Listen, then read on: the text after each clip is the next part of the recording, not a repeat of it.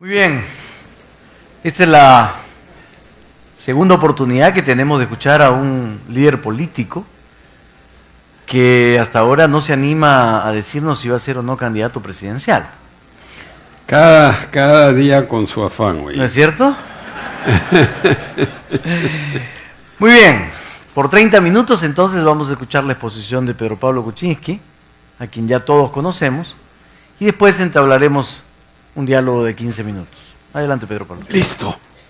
Yo detesto este tipo de sillas, o sea que voy a hablar de ahí. Me parece bien. ¿Te parece? Y para conversar después, ¿cómo hacemos? Me vuelvo a sentar, ya. pero con dificultad. Me encanta estar en este sitio, tengo algunos lindos recuerdos de aquí y unos no tan lindos. Como ya Jaime y su cronómetro se fueron, voy a usar unos minutos para hacer un recuerdo de una conferencia que inauguré aquí con Rosa Fork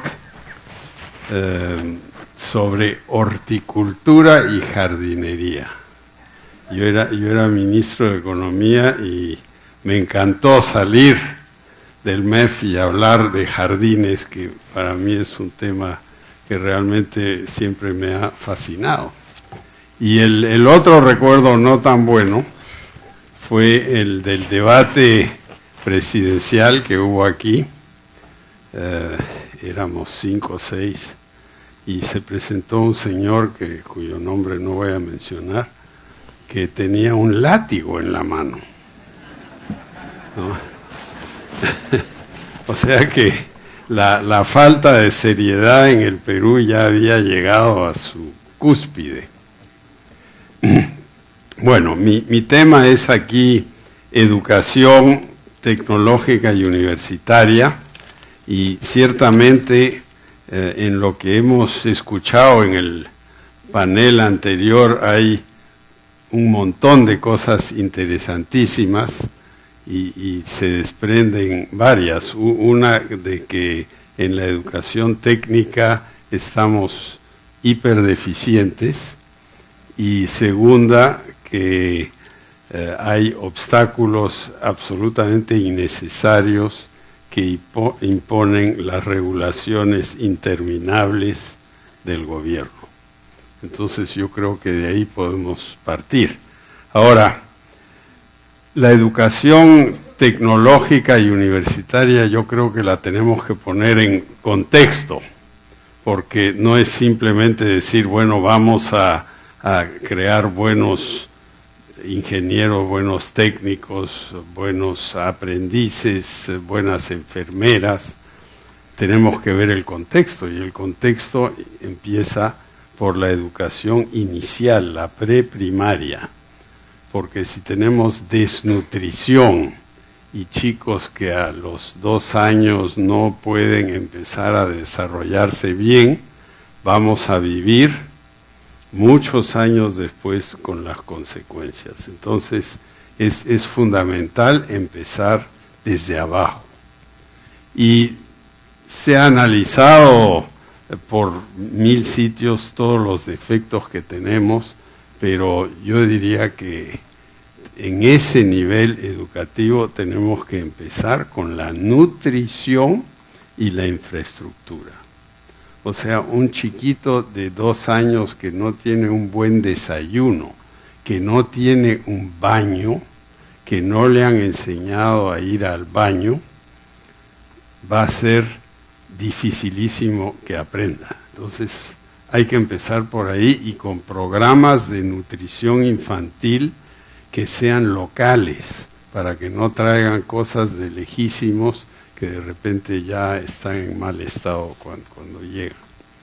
El segundo tema del contexto es la informalidad que hay en el Perú.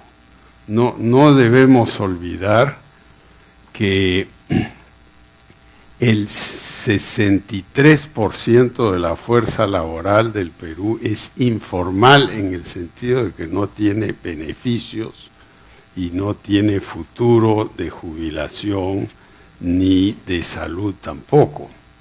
Entonces, estamos hablando de regular las pasantías, estamos hablando de beneficios cuando 2/3 de la fuerza laboral no tiene absolutamente nada, ¿no? Y estamos cada día sacando más reglamentos, más requisitos, y nos olvidamos que al lado pasa el río Amazonas de la informalidad y nosotros nos estamos ocupando del río Itaia, para los que conocen Iquitos. Y tercero, un tema fundamental en la educación es que la educación en el mundo está cambiando. Cada día hay nuevas tecnologías. Por ejemplo, hay todos los cursos online, Massive Online Courses, MOOC, que están cambiando la educación tecnológica y universitaria, y podemos estar absolutamente seguros que en 10, 15 años habrá todavía otras tecnologías. Entonces el objetivo debe ser no aprender de memoria lo que sabemos ahora, como era en la edad medieval, sino cómo aprendemos a aprender, porque vamos a tener que aprender en el futuro otras cosas y vamos a tener que adaptarnos.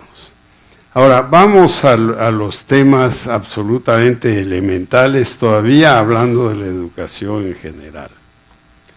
1. Profesores. En el Perú hay más o menos 350,000 profesores en las escuelas públicas, y es cierto, como lo explicó muy bien el ministro anoche, que se está mejorando a través de capacitación la ley de la enseñanza del magisterio que dio Alan García, y que este gobierno trató de maquillarla, pero es la misma ley, es una buena ley, ¿no? Eso es la verdad. Pero los profesores siguen ganando hoy, el sueldo básico es 1.200 soles, que es el sueldo en el cual yo los dejé en julio del 2006. Esa es la verdad. Y desde julio del 2006 a junio del 2005, la inflación se ha comido un 30% de ese sueldo como mínimo. O sea, ya no son los 1.200 soles del año 2006, son 800, 900 soles.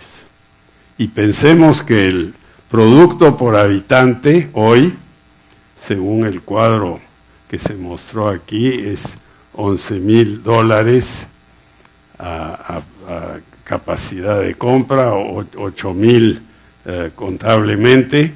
O sea que a un profesor le estamos pagando menos que el ingreso per cápita del país. Y no olvidemos que el profesor tiene hijos, tiene una esposa que seguramente quisiera ser profesora o es profesora. O sea que a los profesores les estamos pagando muy mal. Y a los médicos también. Hablamos de medicina hace un rato. El Perú no solo exporta arándanos, espárragos, sino exportamos médicos y enfermeras, miles al año. Médicos en años recientes han salido del país entre 3 y 4,000 al año, y enfermeras bastante más. O sea que estamos un poquito perdiendo el tiempo. Hablamos de mejorar y al mismo tiempo les estamos diciendo váyanse.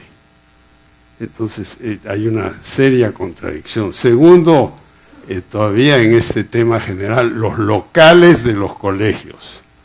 Hay 49,000 locales de colegios públicos. La mitad están en un estado insuficiente.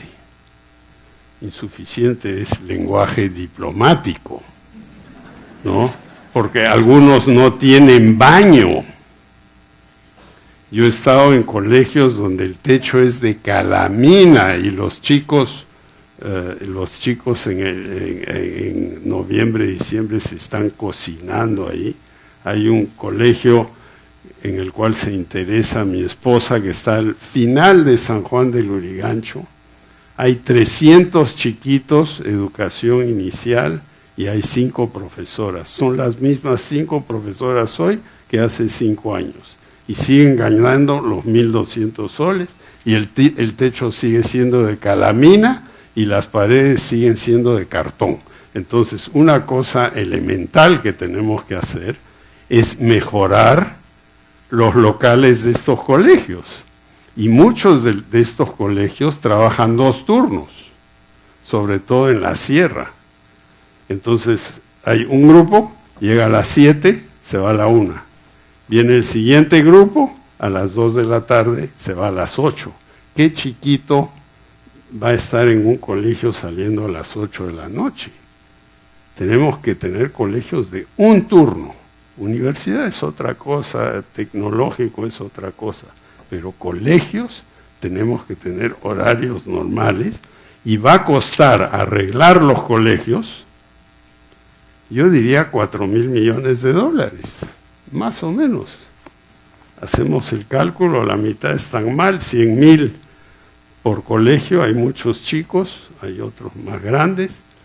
El colegio en Mala, que se cayó en el terremoto del 2007, todavía no está arreglado. O sea, todavía en el patio están las casetas de cartulina y calamina, y no se ha arreglado el colegio. Entonces, hay ciertos requisitos así elementales. Tiene que haber infraestructura física elemental, y los profesores tienen que tener un sueldo mínimo que sea aceptable, y se han quedado atrás. Y la tercera cosa son los útiles, ¿no? Así como le pedimos a los policías que compren sus propias balas para el entrenamiento, esa es la verdad, tienen que pagar su uniforme y sus balas. También le pedimos a las profesoras y profesores que traigan sus útiles para las clases, ¿no? Y a veces el gobierno pone los útiles, a veces no, y pasa como con los pañales, que se pierden 1,5 millones, que no sabemos a dónde están. Bueno, aparecerán, ¿no? Ahora, se dice que tenemos que invertir en educación 5 a 6% del producto. En este momento estamos en 2,5% si excluimos las universidades públicas. O sea, es un saltazo de 12,5% a 6%. ¿Cómo vamos a hacer eso? ¿No? Yo creo que hay que poner metas realistas. El ministro quiere llegar a 3,5%, y me parece muy bien, pero hay que quitar medio punto que son las universidades públicas, quedan 3, ¿no? Ahora, ¿qué podemos hacer primero con las universidades, después con los institutos tecnológicos? En el Perú, como está bien dicho en los documentos preparatorios a esta conferencia, hay 142 universidades, más que en muchos países. Y nos olvidamos que muchas de estas universidades tienen sucursales. La Universidad de Huánuco tiene 7 sucursales por la sierra. O sea que en realidad no son 142, son muchísimas más. Y muchas de ellas están en locales inadecuados. Y se critica duramente a las universidades privadas, que son la mayoría. Pero ¿qué representan estas universidades? Estas universidades representan el anhelo de esta clase emergente, clase media emergente, de progresar. Y no saben muy bien a dónde ir. Universidad. me voy a meter ahí. Y hay universidades buenas, otras malas, otras regulares, y se ha creado la SUNEDU, que obviamente Lorena Macías es una profesional de primer nivel y lo va a manejar bien, pero ¿cómo va a ser después? ¿Quién va a venir después? Tenemos una organización más, una lista de reglamentos más. ¿Eso es lo que queremos? ¿O no sería mejor hacer otra cosa, que es el ISO 9000 de la educación? O sea, el ISO 9000 no es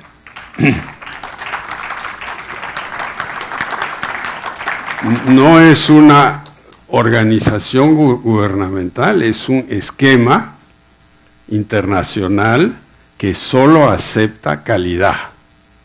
Y van y visitan a las fábricas, a las empresas, dicen, tú calificas, tú no calificas, tú debes hacer esto, tú debes hacer lo otro. Hagamos eso en la educación. En Estados Unidos no hay ningún SUNEDU ni nada por el estilo. Está US News and World Report, que es una revista que califica a las universidades. Y mi hija menor, que es muy ambiciosa, quiere estudiar medicina, ¿no? Está mirando todo y dice, esta universidad, y la califican y tiene toda su lista y está en la computadora, en 2 segundos puede ver cómo se compara Harvard con Princeton, con Wisconsin, con lo que sea.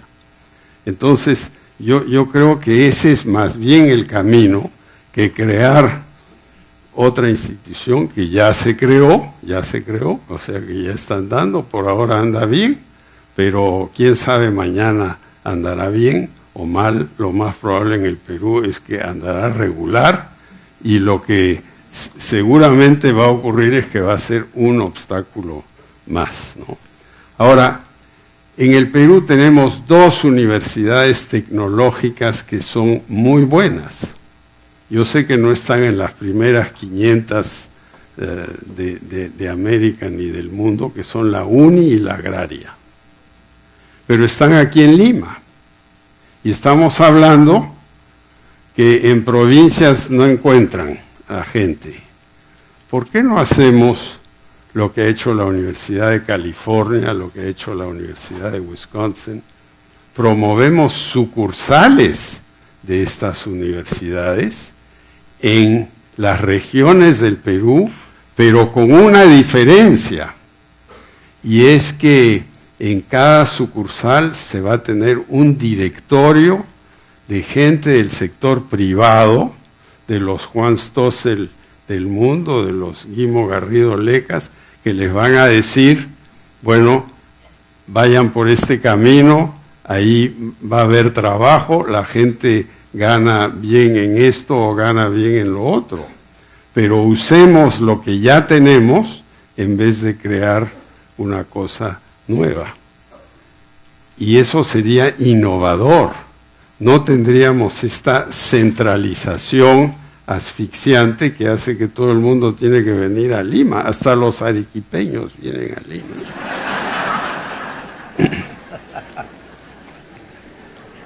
Ahora, en lo tecnológico hay pues miles de institutos, y como bien se dijo en el panel anterior, muchos de ellos enseñan muy poca cosa, cobran y luego se van de ahí y nadie los quiere contratar. Entonces tenemos que mejorar. Ahora, ¿cómo se mejora? ¿Se mejora diciendo hay que hacer esto, lo otro? ¿O se mejora promoviendo instituciones que van a generar la envidia de otros y van a estimular a que los otros asciendan y mejoren su calidad? Yo creo que es lo segundo. Ahora, ¿dónde empezaría yo? Yo creo que hay muy buenos ejemplos, el TECSUP, el CENATI, pero yo empezaría con una idea que es, ¿cuál es el país que hoy está más adelantado tecnológicamente en materia industrial es Alemania. En Alemania no hay ni un solo recurso natural. Había unos bosques ahí con unos visigodos que daban vueltas, ¿no? Y no había nada más, ¿no? Había un poquito de carbón, un poquito de mineral de hierro. En Alemania, a partir de tercero de media, hay una opción técnica. Yo creo que en el Perú debemos crear esa opción técnica y tenemos, como se ha dicho, y está dicho no solo por Keiko antes de que yo hablara, sino por otros, tenemos que hacer que esto pueda enganchar con la universidad, porque hoy en el Perú técnico, político, sí, Pedro Pablo es un político, pero Pablo es un técnico, uy, no sirve eso, ¿no? Entonces tenemos que santificar al técnico, tenemos que levantar al técnico y que haga 3 años de secundaria tecnológica y si quiere se irá al instituto de Juan Stossel o de quien sea a aprender hotelería o esto o lo otro, o puede ir a una universidad donde le van a reconocer los estudios que ella hizo, ¿no? Y creo también que esta opción se debe regionalizar. Tenemos que crear en las regiones del Perú, digamos, 20 colegios tecnológicos de primer nivel, así como se crearon los colegios emblemáticos y después se dijo que era una mala idea, pero una excelente idea. Hay que crear una élite. Hay que crear una élite que la gente de abajo pueda ser parte de la élite. Y estos colegios, empecemos con 20, ¿no? En la última elección yo di esa idea y mi ex jefe dijo hay que hacer 400. Le dije, oye, tú no sabes lo complicado que es empezar un colegio, ¿no? Empecemos con 20, ya sería un montón. Y pongámosle, así como he mencionado directorios privados, le ponemos directorios privados. Y como muchos de estos colegios van a estar en provincias, tienen que tener internado, porque un chico que está en Chincheros no sabe con quién vivir en Andahuaylas o Abacay.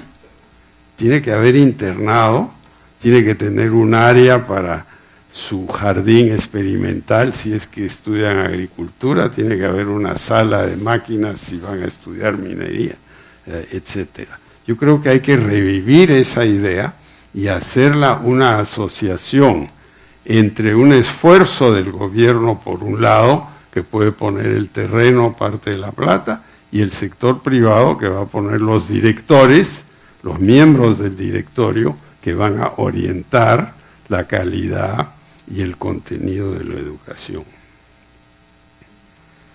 Ahora, el gran tema en todo esto es cómo se va a financiar todo esto. Estamos en 2,5, 3, queremos llegar a 5, 6% del producto. ¿Cómo lo vamos a hacer? Bueno, en la elección del 90, ustedes recordarán, Mario Vargas Llosa dijo, y yo era parte de su equipo, dijo, la secundaria privada, pues no hay plata. Yo discrepo con eso. Yo vengo de una tradición europea. O sea, mi mamá fue a un colegio público, mi padre fue a un colegio público, mis tíos fueron a colegios públicos, uno de ellos ganó el premio Nobel en medicina, o sea que eran colegios públicos de gran calidad. Y yo sí creo en la educación pública, porque de los 7 millones de chicos que tenemos en el Perú, 5 van a colegios públicos, o sea, tenemos que mejorar la educación pública.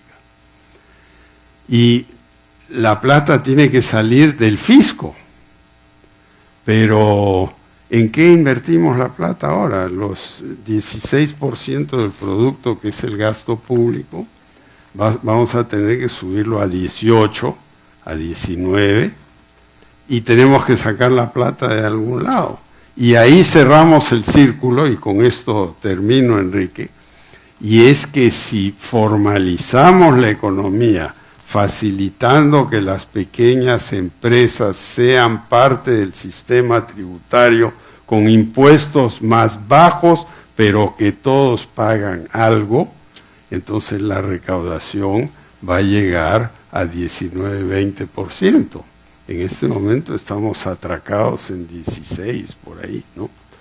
Es factible, pero es todo parte de un esquema. No podemos decir la educación universitaria, la tecnológica, tanto, y nos olvidamos de la parte macro. Yo creo que tenemos que atar todos los cabos, tener una estrategia universal que con el tiempo yo creo que nos puede colocar donde queremos estar. Y una cosa, y con esto cierro, hay que agarrar todos estos reglamentos, todas estas cosas que se están discutiendo en el Congreso. Ahora va a haber más paquetes y cosas, ¿no? Y hay que agarrar todo eso, esas 31,000 leyes que tenemos, prender y volver de nuevo.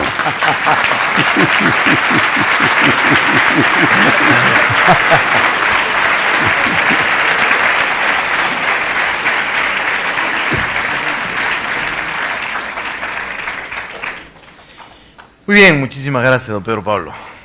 Ahora ha hecho usted pirotecnia realmente.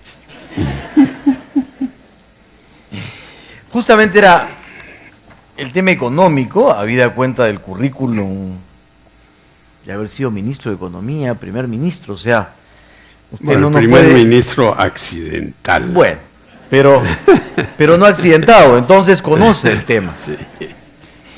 Y ahí, por ahí parto. Si conoce tanto el tema y de manera reciente, sí podría decirnos a cuánto subiría un eventual gobierno suyo, o de los suyos, el presupuesto. Yo solo voy a tener uno. Uno, nada más. Nada más. ¿A cuánto subiría usted el presupuesto de educación? De manera realista, pero... Ya, lo primero que tenemos que hacer es aumentar la economía, porque la economía se ha parado en el último año y medio, y como estamos hablando de porcentajes del PIB, si el PIB no crece, entonces ese porcentaje está estancado. Claro, ¿no? pero usted nos dice que eso vendría de la formalización de las empresas, o sea, ampliar la base tributaria, ¿no es cierto? Eso, ¿por qué no se pudo hacer en los años en que usted fue ministro de Economía? No, se hizo. Yo empecé en el Ministerio de Economía, abrí la gaveta, el cajón, no había absolutamente nada. La economía estaba decreciendo, había deflación. Aquí está nuestro gran amigo Raúl Díez Canseco, él recordará, él fue miembro de ese primer gabinete de Toledo, no teníamos un centavo.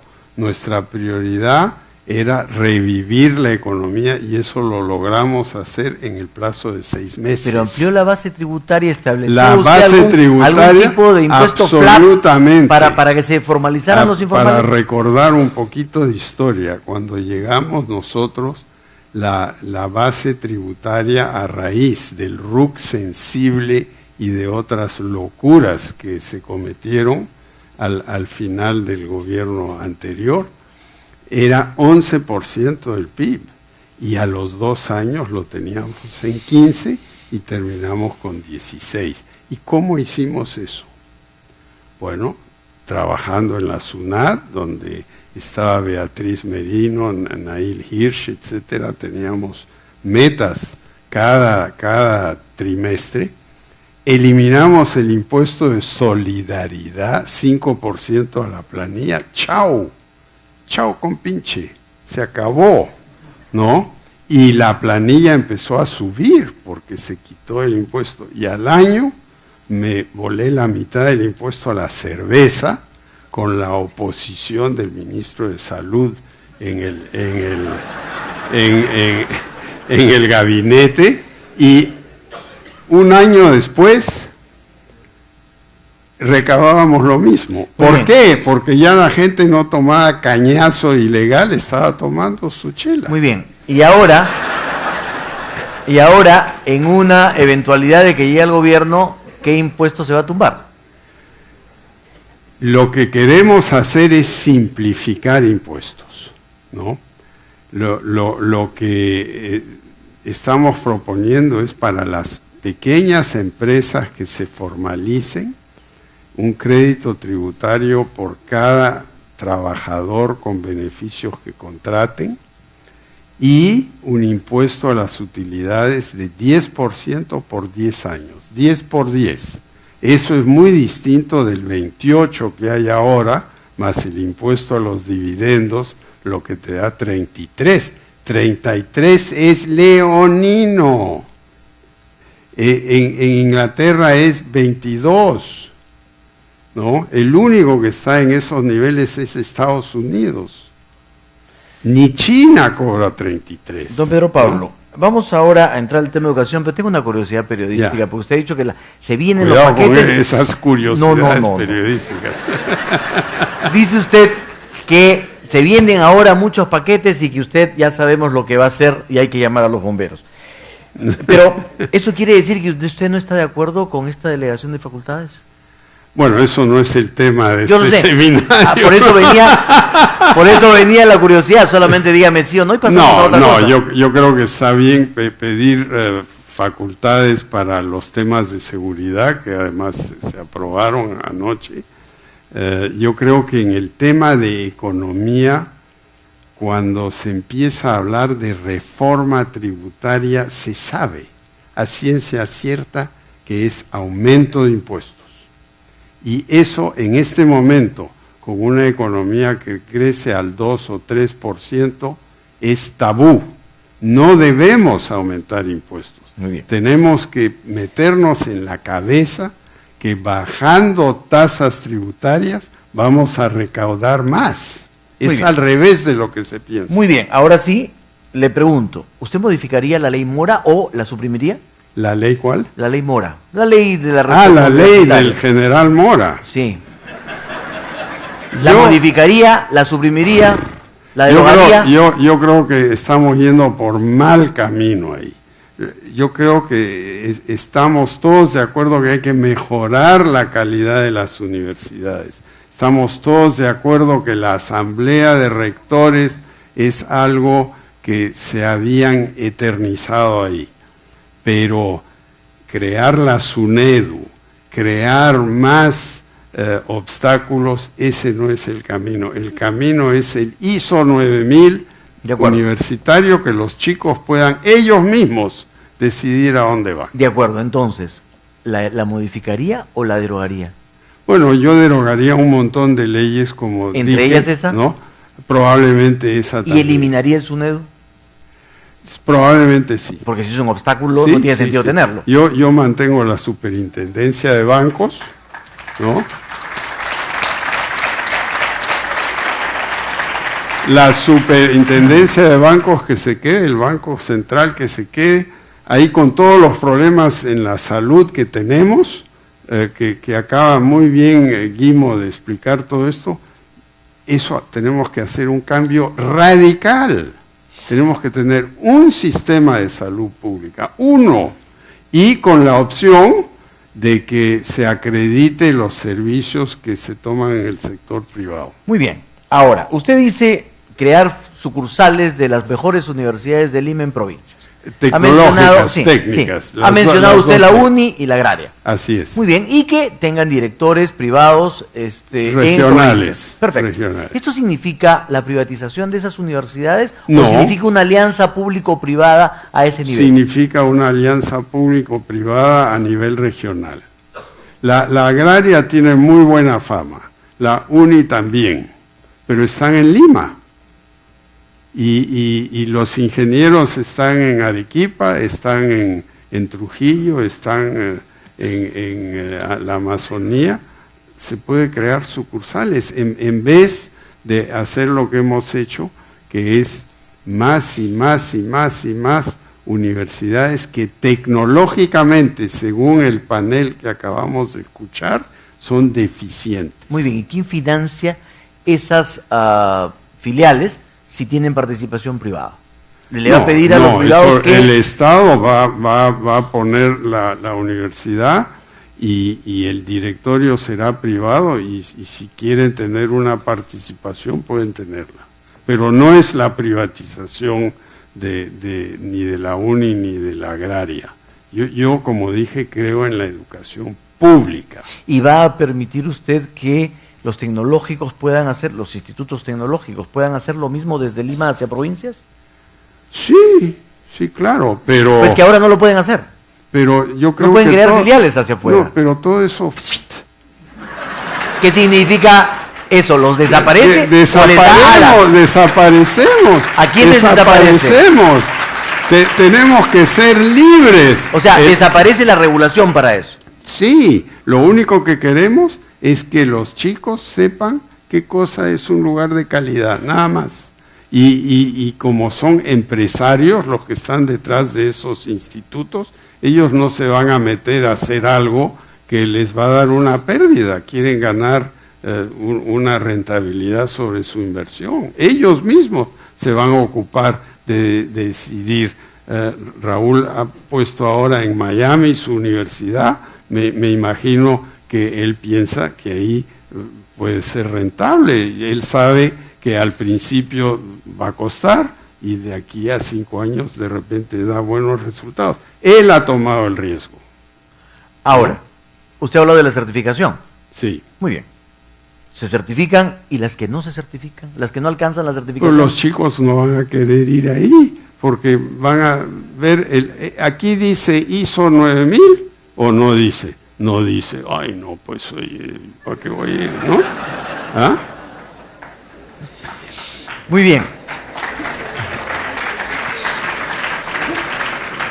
¿Cómo lograr, de lo que hemos escuchado anteriormente, y lo que venimos escuchando desde ayer, que exista una posibilidad, en provincias sobre todo, de que la oferta y la demanda estén equilibradas? La oferta y la demanda de técnicos, por ejemplo.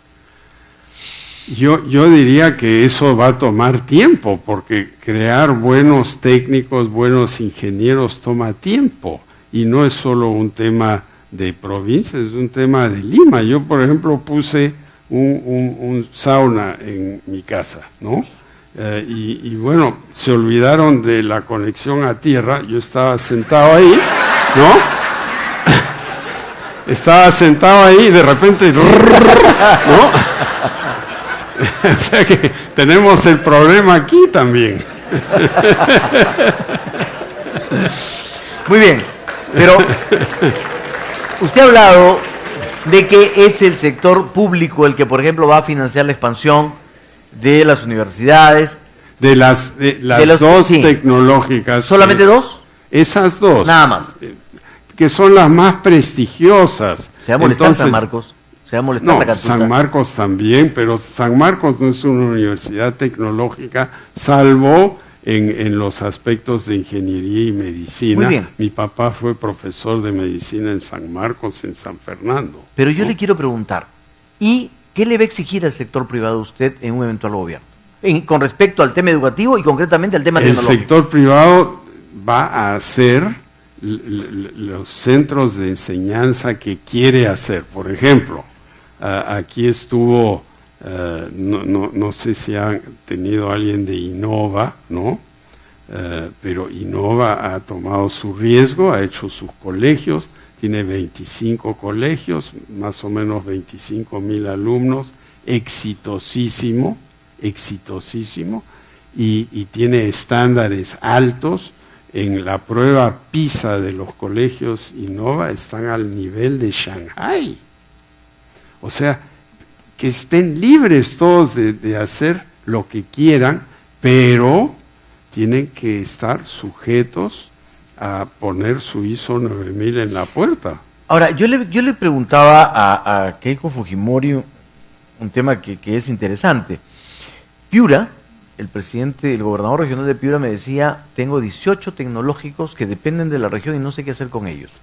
Y así como ese caso deben haber otros en provincias. ¿Usted estaría de acuerdo en concesionar, por ejemplo, esos tecnológicos? Bueno, yo creo que lo que hay que hacer es decir, en el caso de estos 18, y decirle a Reinaldo Hilbeck, bueno, a ver, ¿qué empresario quiere tomar estos 18?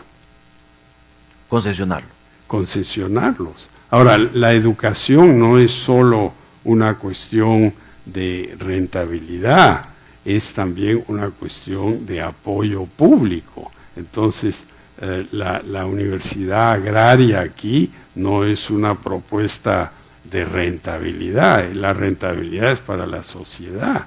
Entonces, todo no puede ser privado, pero veamos primero si los 18 no andan, ¿quién los quiere tomar a cargo? Usted ha hablado de los profesores y de aumentar, de que siguen con el mismo sueldo básico. Efectivamente, muy bien. Eso es cierto. ¿A cuánto deberían llegar en un eventual gobierno suyo? Bueno, el eventual gobierno mío empezaría en 14 meses, más o menos, ¿no?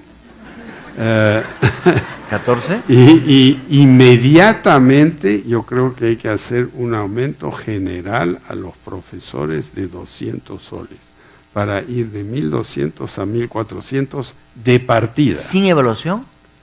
Pero siempre va a haber evaluación, tiene que haber evaluación constante, pero empecemos por poner a los policías, las enfermeras, los profesores en un nivel digno, porque su sueldo se ha reducido en términos reales. Esa nota te la manda Jaime porque ya se acabó el tiempo. Ya se acabó el tiempo. ¿Ha pensado en quién sería su ministro de Educación? Sí. ¿Sí? ¿Quién sería? Sí, yo creo que el que está aquí ahora debería ¿Sí? ser.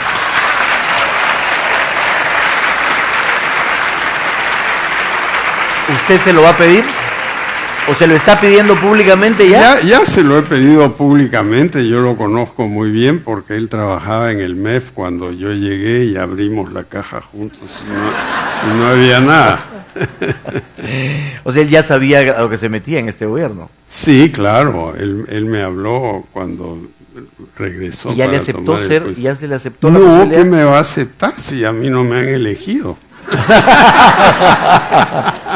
Don Pedro Pablo, muchísimas gracias por esta posibilidad. Gracias. Muy amable.